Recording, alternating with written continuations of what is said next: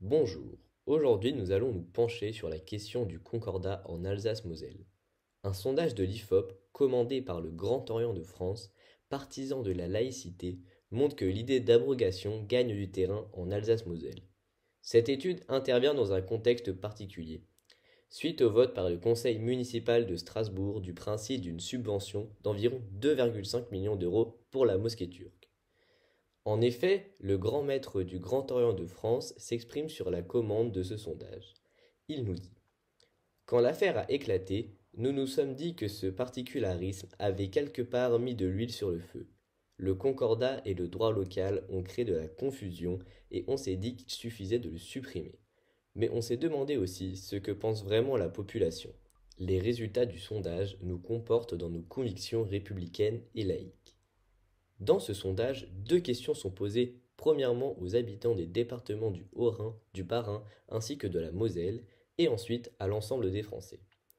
La première question s'intitule: êtes-vous favorable ou opposé à ce que dans certains territoires français, les ministres des cultes et les édifices religieux y soient financés sur des fonds publics?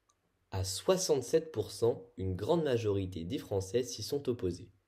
Contrairement, en Alsace-Moselle, malgré une montée du scepticisme sur le concordat, 56% des interrogés sont favorables, voire très favorables. La seconde question a remis en cause la légitimation du concordat en Alsace-Moselle.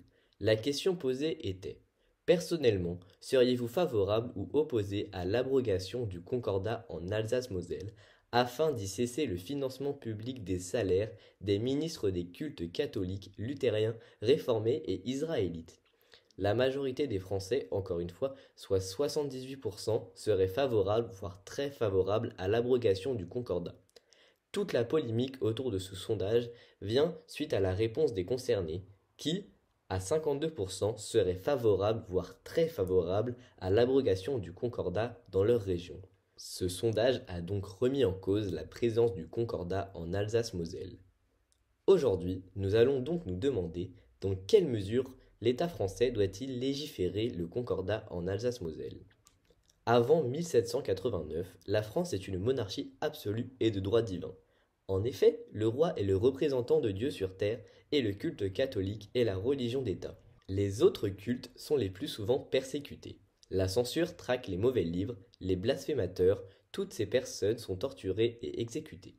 La Révolution marque une rupture, avec la mise en place de l'état civil, du divorce et de la Déclaration des droits de l'homme et du citoyen. Il s'en est suivi des tensions, voire même des guerres civiles, comme notamment en Vendée. En 1801, le premier consul Bonaparte souhaite l'apaisement.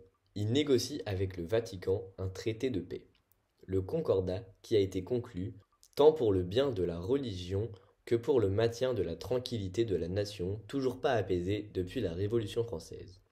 Le traité ne comporte que 17 articles et se contente de fixer le principe des relations entre Église et État.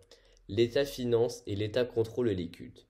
Des mesures comparables sont adoptées pour les cultes protestants, puis le culte israélite. À l'avènement de la Troisième République en 1870, la situation est toujours la même, mais l'Église catholique est favorable à la monarchie et manifeste un antisémitisme certain.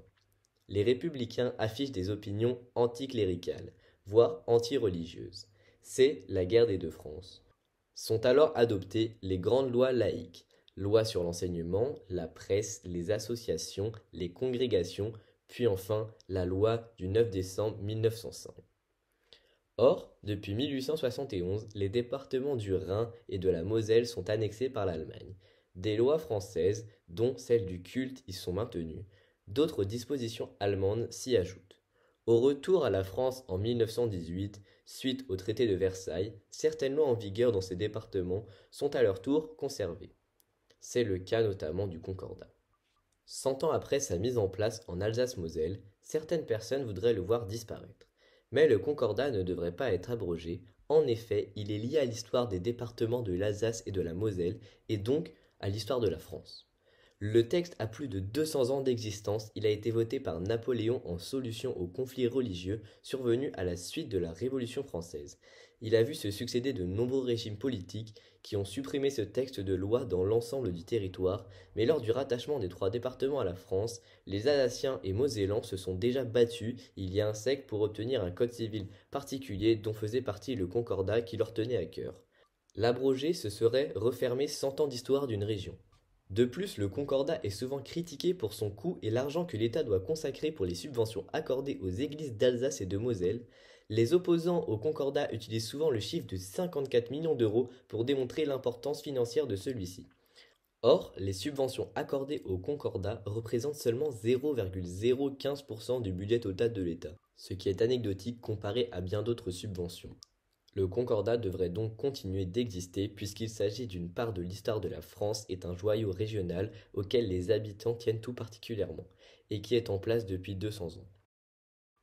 Afin de rendre le Concordat plus juste, le gouvernement pourrait reconnaître d'autres formes de culte, notamment l'islam qui prend davantage de place dans la sphère religieuse en France ces dernières années. C'est selon nous le seul point à légiférer pour le gouvernement dans le Concordat. Nous vous remercions de nous avoir écoutés sur le sujet du Concordat en Alsace-Moselle en espérant que cela vous a plu. Au revoir.